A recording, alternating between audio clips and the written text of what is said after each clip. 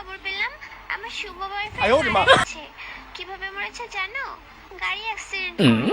তারপরে কি করব, রেডি হয়ে যাচ্ছি, এই প্যান্টটা আমার শুভ বয়ফ্রেন্ড দিয়েছিল, তো এটা পরলাম আর একটা টপ পরে নিয়েছি। ওয়াও, ভাগ্য ভালো, পেন দিছিল, অন্য কিছু দিলে কি হইলো। তো চেনটা আটকে নিলাম। তারপরে আমি যদি কালো হয়ে যাই তারপরে তো আমার আর কোনো বয়ফ্রেন্ড থাকবে না, তার জন্য আমি এই শার্টটা পরে নিয়েছি, কারণ আমার বয়ফ্রেন্ড এখন নেই, মারা গেছে। এখন তো আমরা আরেকটা পটাতে হবে, তাই তারপর একটা হালকা মেকআপ করব ভাবলাম।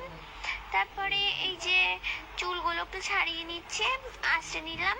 তারপরে একটু মুখটা মুছে নিলাম, যে কি আর করা যাবে, বয়ফ্রেন্ড মারা গেছে, এখন তো ভেঙে পড়লে চলবে না, সাজুগুজু করে দেখতে যেতে হবে শেষ দেখা। তো একটুখানি ক্রিম মেখে নিয়েছি। কি করব, মন খারাপ লাগলেও কিছু করার নেই। এখন একটু মুখে মেকআপ করব, এটাকে কি বলে জানি না, তো মেখে নিলাম। তারপরে খুব কষ্ট লাগছিল, কি বয়ফ্রেন্ড মারা গেছে বলে কথা, কান্না করছিলাম অনেক। তারপরে একটু লিপস্টিক পরে নিলাম। আমার ভাই শুনে বুঝতেই তো পারছো আমি অনেক কান্না করেছি। তারপরে একটু কাজল পরে নিয়েছি।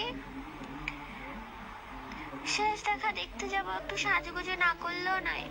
তো আমার শুভ বয়ফ্রেন্ডের দেওয়া ঘড়িটা পরে নিলাম।